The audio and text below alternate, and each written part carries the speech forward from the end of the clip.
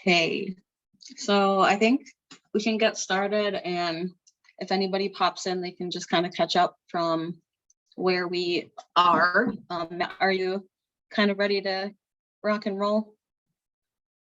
Okay, so Kenny wasn't able to join us tonight for unforeseen circumstances, but we do have Matt Davis here. He's the NCTA Regional Trail Coordinator for North Dakota, Minnesota, and Wisconsin. So he's going to share a little bit about his professional experience in the outdoor industry. And I'm just going to give you kind of a little background on Matt. So Matt has worked for the NCTA since 2006, so it's been a minute. Previously, he worked for the Appalachian Trail Conservancy and the University of Wisconsin Extension. He has an MS in outdoor recreation and over 20 years of experience in trail management. So that's like pretty impressive. He lives in Detroit Lakes, Minnesota with his wife, Stacy, and their 4 children, who together have visited and hiked in all of the 75 of Minnesota state park and recreation areas, which is something that I definitely strive to do. So that's super impressive. So I'm just going to hand it over to Matt. If you have any questions, Matt, just let me know. Yep. Yeah. So thanks for the opportunity to talk to this group. It's going to be fun for me to put some names with some faces and share a little bit of my story. One thing that's important for you guys to know is I am not originally from the Midwest. I grew up in northwestern Connecticut. So that is a part of the world where hiking has a very strong culture. My hometown has 2 blue blazed hiking trails within it. One is I think the longest contiguous hiking trail in the state of Connecticut, called the Tungus Trail. And that was where, you know, when I was a kid, that was just what we did. We'd go out and wander around on the Tungus Trail and see what we could find. And in New England, you find all kinds of interesting things, you know, stone foundations from old homesteads and, you know, old cars out in the middle of the woods, just all kinds of neat stuff. So I've been poking around in the woods my whole life. Have lived in the Midwest for most of my adult life, and I love it, and love working for the North Country Trail Association. And so I'll just talk a little bit about some of the early influences, you know, in my career. I went to the University of Maine for forestry school, and one of the professors that I had is a guy named Dave Field, and Dave Field has volunteered on the Appalachian Trail for probably 60 years. I think he started volunteering when he was 14 with a couple brothers. And so now he's in his mid 70s, maybe even late 70s, and he's still going at it. I think last time I heard he's only maintaining 3 miles of trail or something like that. Used to maintain 10 miles or something crazy. But one of the things that Dave Field told me was, because I reached out to him, I was interested in hiking the Appalachian Trail, and he at that time was the president of the board of the Appalachian Trail Conference, which is now Conservancy. And one of the things he told me is, don't just be a trail user, be a member, be a supporter. And he handed me an application to join the Appalachian Trail Conference. And that stuck with me. And I'm so glad that I did. I wish more trail users were part of the solution, and made a financial contribution to support the nonprofit that is all about, the trail that they like to get out and enjoy. So that's one. My first job in the trails world was working for the Appalachian Trail Conservancy. And I had a boss named Morgan Somerville who said something profound, which I don't know if I really recognized at the time, but he said, volunteers are the backbone of all of the national scenic trails. And as a staff person, we walk that fine line of, doing stuff in lieu of volunteers. And he said our first role should always be to try and find a way to do something in conjunction with the volunteers, or to basically empower the volunteers to tackle whatever the problem is, because that's the nature of the trail. These trails aren't, we just hire a bunch of staff to go out and do all the work. We're not a national park. We're different. Volunteers are at the forefront. So those are just a couple things that stuck with me. And really, I would say working with volunteers is the highlight of the job that I have. It's probably true for all of the RTCs. We get to work in some beautiful places. I'm fortunate enough to go on a trip to the Boundary Waters every year to clear trail. I love going out to North Dakota, working in the vast prairies, but it's really more about the time spent with people out on the trail. There's kind of that old adage that, the North Country Trail Association's the red plaid community. And I've met so many great people, through being involved with the North Country Trail Association. Many of them are my friends. We're not just people that work together on the trail, but these are people that, I don't have any problem if they call me up and say, hey, do you want to do something together off of the North Country Trail? Yeah, because I want to hang out with these people because they're such good, inspiring folks. So one other interesting thing, growing up in New England, I always had this desire to be a park ranger. Some of you may have had that similar experience. And I actually went to graduate school at the University of Idaho, and I can remember driving out there and, seeing the Rocky Mountains for the first time. I remember thinking to myself, I finally made it out west. This is where I'm going to live. But after I was out there for a couple months, I knew that was not home for me. It was just brown. If you grow up in the East or the Midwest, we're used to things being green, and kind of living in the West, and just having brown be the dominant color on the landscape. It just didn't feel right.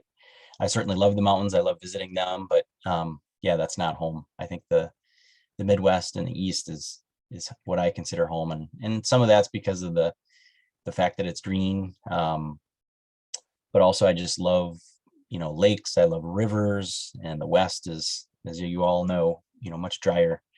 Water is not a predominant feature on the landscape. And where I live now, here in Detroit Lakes, Minnesota, we've got water all around us. And one of the other cool things about where I live that is pretty neat is if I drive 10 miles to the west, and Dennis knows this really well, you drive 10 miles to the west, you're in the tall grass prairie. Right here in Detroit Lakes, we're in the hardwood hills, so it's deciduous trees. If I drive 10 miles to the east, you're kind of in that mix of hardwood and conifer trees. So really cool place on the globe to live. It's just very diverse. So I would just say, if you're looking for a place to live, look for some cool feature like that, because it does add a whole lot. I can't imagine living in Kansas and having a lot of the landscape look pretty similar. I think I'd get bored of that pretty quickly. Nothing against Kansas if anybody's from Kansas, but that's pretty much. I don't know, Felicia, if you have any specific questions or you just want to open it up. Yeah, I've got one to get us started. Did you grow up doing outdoor activities with your family, or what was like your introduction to that? Yeah, my family was not a camping family. My dad is an outdoorsman, but he, the only time he hikes is if he's got a gun or a fishing pole, and he drug my brother and I along. I didn't take to hunting or fishing because it was too sedentary. I was just I wanted to run around. And so I tell people that I picked up the love of being outdoors, but not the actual act of hunting and fishing.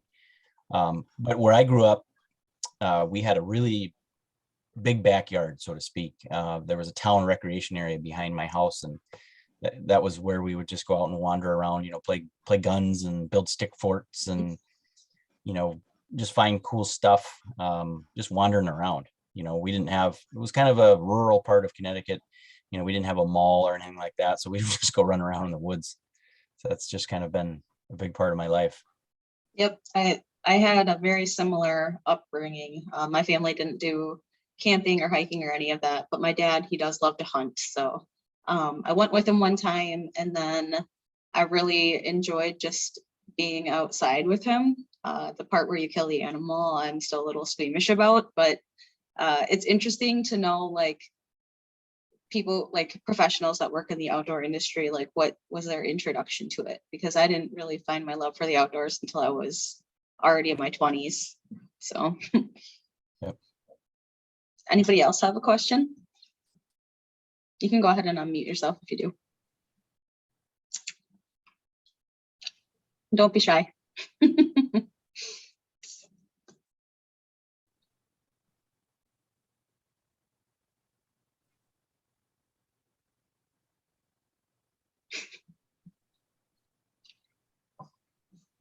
Looks like I stumped everybody. I could I know I'm probably, not very interesting. I think I could come, I think you're more interesting than you think you are. I can come up with a question if you have. All right.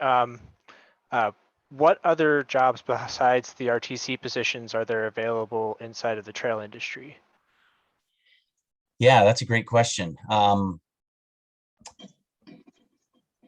think the NCTA is poised to grow in the next 5 to 10 years. I think we're at that point, and this is just my personal opinion. It's not based on talking with anybody at headquarters or anything, but I just feel like we're at a point where a lot more people are discovering the North Country Trail, and I think our membership's going to grow, and financial wherewithal is going to grow, and I think we're going to be bringing on more staff. I mean, one of the things that we've talked about is the idea of bringing on seasonal trail, like technical trail people.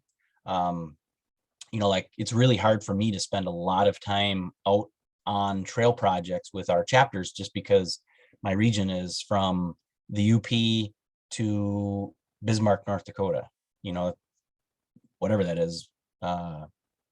It's 1,200 miles of trail, I think, and a very long drive.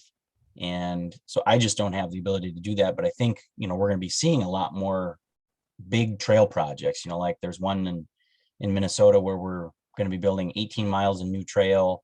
I think Wisconsin, there's potential to have some big additions to the trail, kind of big projects all coming at once. And I could see us totally going down that road of hiring seasonal trail specialists to go out there and work with, whether that's volunteer trail crews or paid trail crews. Just a lot of the other trails have those seasonal technical trail specialist positions. On the Appalachian Trail, they were able to, because of the way the geography works, some of those people would start in the south pretty early in the field season, and then they'd finish up in New England. So they could work 3/4 of a year or something like that.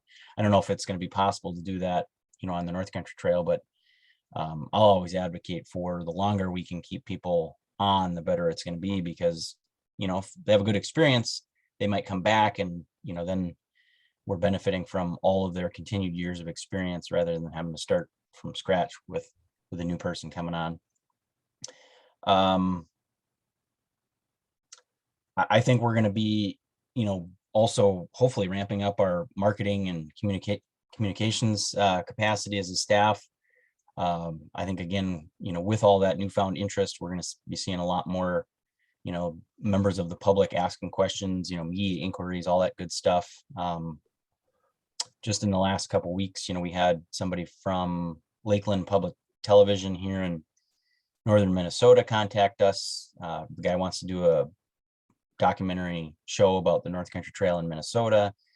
Right now, those kinds of inquiries are hard for us to deal with, just because there's so few staff people and so little available time. Like Kate Lemon at headquarters is still, I believe, just half time.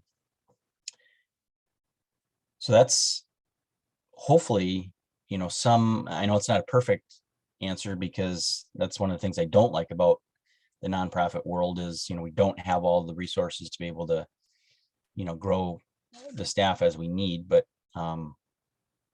another position that we've talked about is trail protection, somebody to help with acquisition of properties. I do a little bit of that, particularly in Wisconsin, and what I do is, because I don't have any background in real estate, I know enough to know how much I don't know. When I'm talking with some of our partners, I just have to be honest and say, I don't have a lot of knowledge and expertise in this particular area. So if I ask a stupid question, bear with me.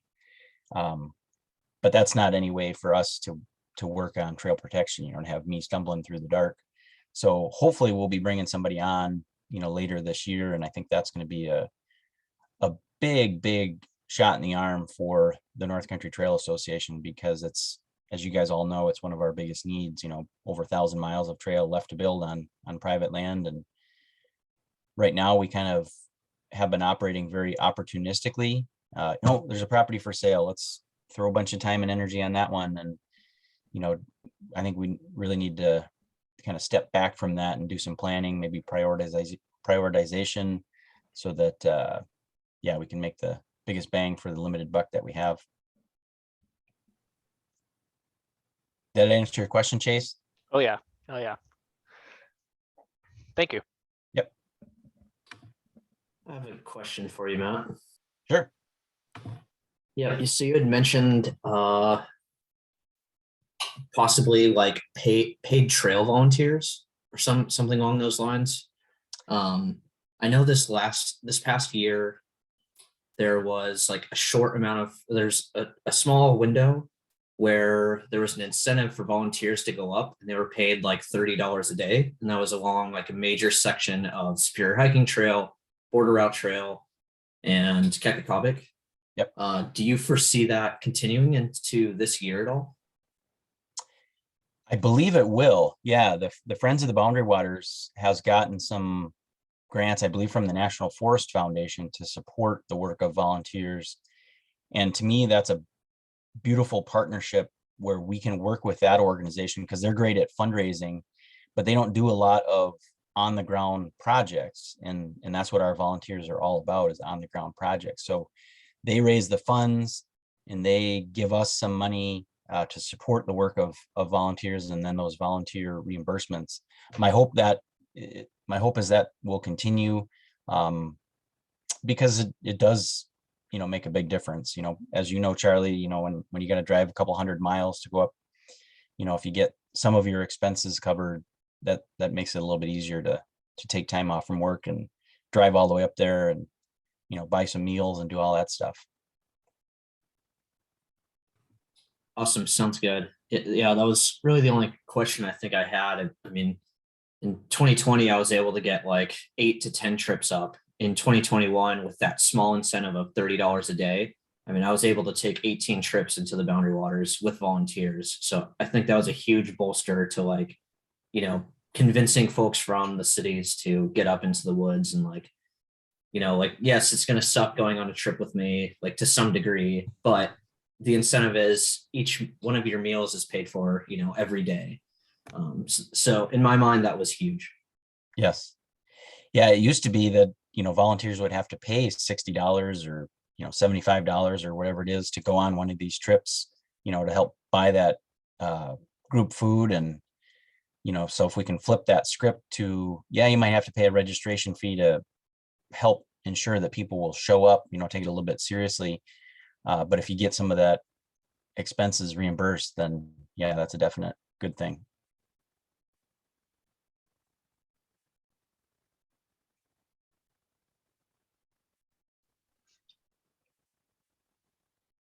All right. Like I said, I don't want to take up too much of your time tonight. If anybody has any questions, otherwise I think I'm going to let Matt go and we can kind of move on with our internal discussions about the summit and whatnot. Thank you so much for your time today. Yeah, you bet. Thank you all for what you guys are all doing. It's much appreciated. All right. Have a good night. Yep. Take care. Thanks, Matt. Bye.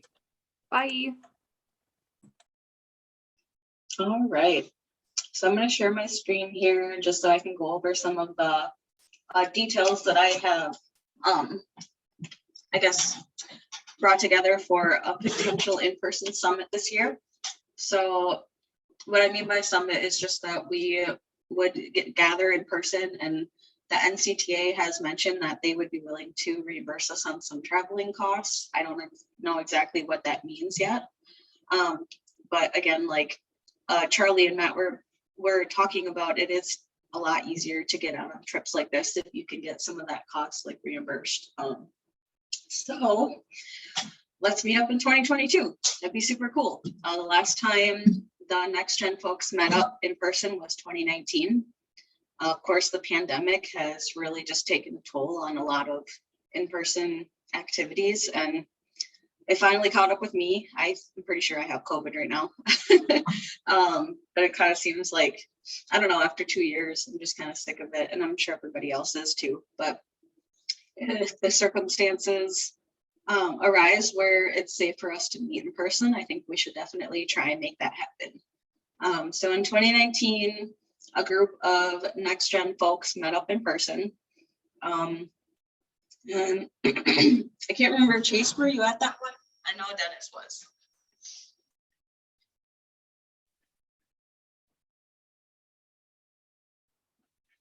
Sorry, this is a new mic. I'm trying to figure everything out. Okay. See that really tall guy in the middle? Is that you? Yeah, that's me. I'm really tall. Okay. I thought that you were there, but I have actually never met you in person, so. So they spent 2 days building a section of the trail as part of the new reroute in the Porcupine Mountains Wilderness State Park. Do you Dennis want was to also share? there. Yeah, do you guys want to share anything about your experience when you met up in person? Doesn't have to be lengthy. It was awesome. I really love hiking with a bunch of trail enthusiasts and trail passionists. I would totally do it again. I'm fine with flatland, just letting everyone know. How about you, Dennis? Yeah, I'd definitely do that again. It was a good time. Learned a lot about trail work and maintenance too. Cool. Yeah. All right. So I did send out a poll. I don't know if everybody had a chance to take it, but a majority of you have. It looks like there was 8 responses the last time I downloaded it. A majority of people voted for Minnesota as the location. So I think we're probably going to move forward with Minnesota just based on the results of the poll. And 100% of people voted for May. So in the next like 4 months, hopefully COVID just kind of like takes a hike and we can meet up in person without too much of an issue with that. And then I also did this too. So we do have a couple of different options for projects in Minnesota. It's really nice that I guess most of us voted for Minnesota because they do have like a lot of trail that they're trying to build right now, connecting the Keck to, I think, like where Dennis, wherever you're from, is that kind of how that's happening? Like the Keck is trying to get connected to the part of the trail that's closest to you? I don't really know much about Minnesota yet. Oh no, the Keck is way up north from where I'm at. Okay. So camp out was voted for the most, which means like we would have one location where everybody would camp and then we could go out and do like day projects. But there was a pretty high percentage of people voting for backpacking and trail maintenance at the same time. So that is also an option. I talked to Matt Davis and he gave me a couple ideas of projects that we could potentially work on. So one of them is working with the Star of the North chapter in the Chippewa National Forest near Rummer, Minnesota. So there we would be staying at a campground and then going out on like day trips to do trail cleaning and stuff, which would be super cool. The highlight of that one is that there's really no limit on how many people can go. So I think like within the next month or so, we're gonna have to get serious about knowing how many people are interested in actually participating in the summit. I would hope all 12 would be able to, but I also understand that that might not be possible for everyone.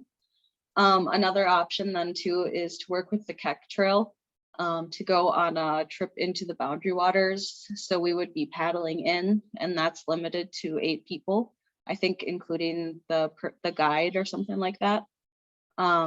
And then we would be doing work in the backcountry. So I don't think it would be as glamorous as staying at an actual campground, and but we would be in the Boundary Waters, which is pretty cool. So I'm not saying either of those is the project we're going to work on, but I wanted to present those options to you guys because I want us all to come together and make the decision as a group so that we're all like able to do what we all want to do, because it's not just about what I want to do.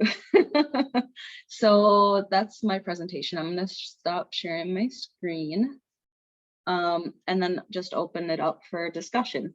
So y'all can go ahead and unmute and talk with me about it. So what are your thoughts? I have a question Any- for Chart. Sorry, go ahead, Sarah. It sounded like you were gonna say you had a question for Charlie, which same. And I feel like I actually may have a different one. What happens if you have your own boat? Would that like put a +1 in our group size? So it's the boundary waters requirements are 9 people, 3 boats. Okay. So I couldn't bring my own boat. You would just have to get a different registration and enter in a completely different part of the boundary waters than us. But if the plan was to like meet at a campsite, there's 6 different ways to get to one campsite from 6 different entry points. Nice. Just like, so I think that would be an option. All right, and how Um, many? That sounds like a couple of portages. Most of the boundary waters you would have like, I mean, depending on where you want to go, you can make it like 1 portage, or you can do 50 portages if you want. It just depends on exactly where you want to be. I'm totally for that plan. I love portages. Yeah, I think the boundary waters would be super cool. We haven't had an opportunity to go there. It would be a good opportunity to get like exposure to that area. And Sarah, you had a question as well, is that? you definitely answered it. I was wondering like if you had more information on like how many people exactly and stuff, and that you answered my question with 3 boats, 9 people total. Yeah, so I think Matt Davis is a good connection to have and great for questions, but like he said, he manages such a broad amount of trail that the project I worked on towards the end of last year, building that 14 or 16 miles of trail from the town of Ely, Minnesota into the edge of the boundary waters, that is all accessible by the Cowishiwi River. So you have to take canoe upriver. And it sounds kind of extreme, but it's really like gentle and flat.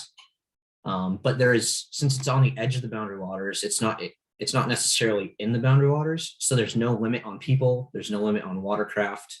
And we would be able to pack in, set up a camp, and you have 14 miles of backpackable trail that is not really built yet. The only thing we did last year was take a chainsaw and cut a trail, really.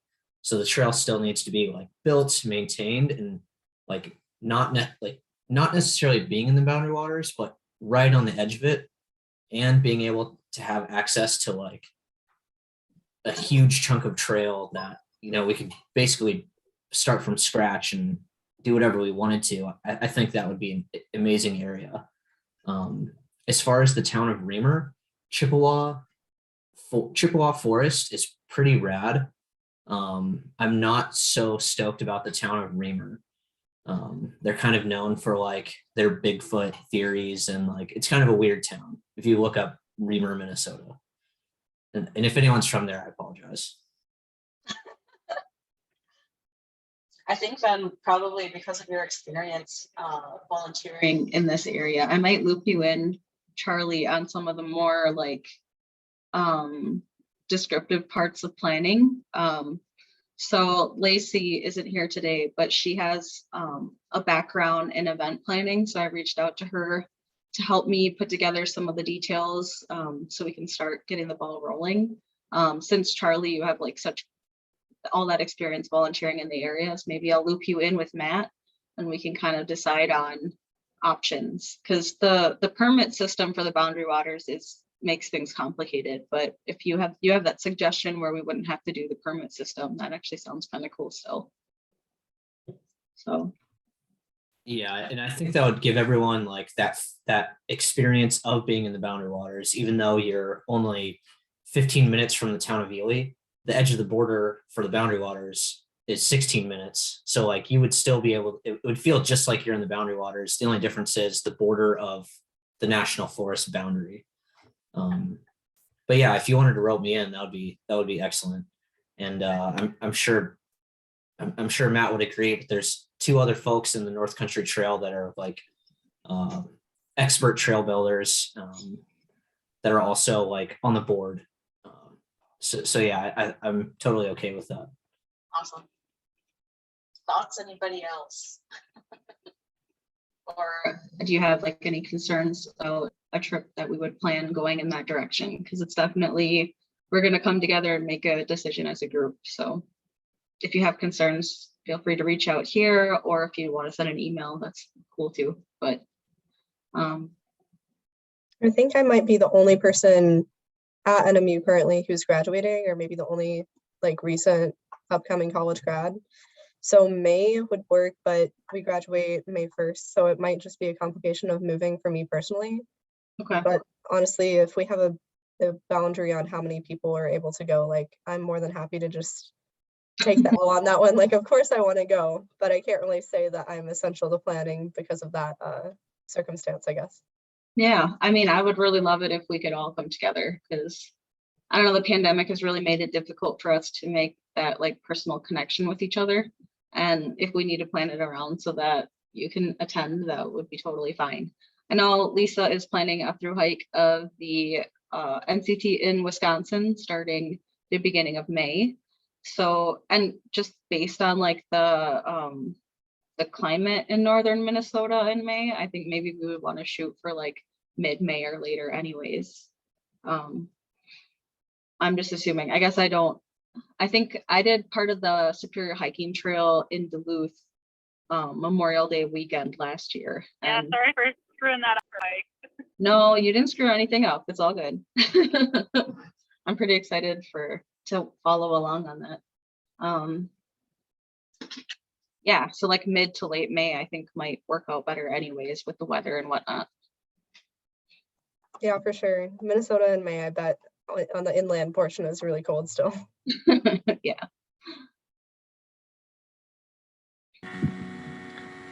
Add that I'm going to be gone like the end of May, so mid-May would work really well for me. Okay. But again, if it won't work out that way for everybody else, then I can take that L as well. But mid-May should work really well for me.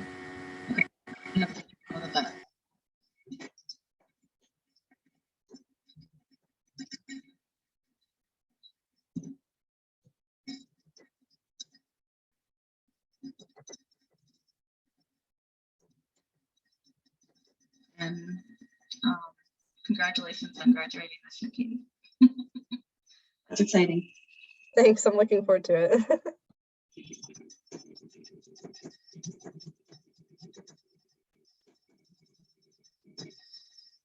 Anyone else?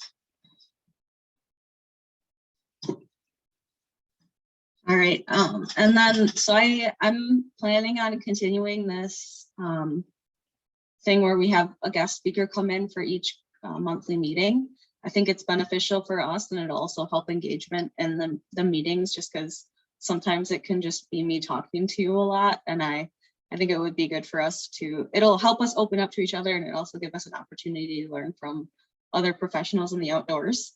If you have any recommendations on someone that you would want to invite to speak to the group, please reach out to me. I think that would be great. And like you can maybe connect us, or I can reach out to them. I have a few people that I know personally that I think are gonna be able to come and talk with us, but I don't know. I could definitely use some help on recruitment for that. Just send me an email or something, that'd be fine. One other thing too, I've been working with a couple other members where we're meeting like once a month just to kind of check in with each other. It helps a little bit with like everybody staying in touch with each other, and then also like just checking in to make sure everyone's okay. So if you were interested in setting up like a monthly, bi-monthly, or whatever the case may be, like however often you would want to like do a Zoom call or something just to chat and check in with me, I'd be super ecstatic about that. If not, that's also okay. And then I guess one last thing before I let you guys go, there are going to be some changes coming to the program starting in May. So the 2022 application or cohort application is going to open up in April and then close at the end of April. And I'm going to recruit a few current cohort members and then a couple NCTA staff to go through the applications. And we're going to bring on 12 additional next gen members. And then because it's a 2-year commitment, you guys will still be around for another year, and it'll work out really nice for you guys to kind of help mentor the new members in. We're also going to work on like more clear expectations for the program, just because it can be so wishy-washy at times. We're not like really ever sure what we should be doing. So I'll be sharing that with you guys in the next few months, just like to keep you in the loop. So we'll be welcoming in 12 additional cohort members in May, and probably not early enough for them to join us, but I guess we'll kind of see. Orientation for that cohort will be in June. So next year we'll have another in-person summit, and I think they'll probably be more apt to attend that one. But what time is it? It's only 4:30, but if you guys don't have anything else to chat about, we can call it a night. My voice is starting to go away again. I just have one, I'm gonna post it in the chat. I have a sort of tongue-in-cheek video, and this is like an example of Reamer, Minnesota, in case anyone hasn't visited there before. Okay.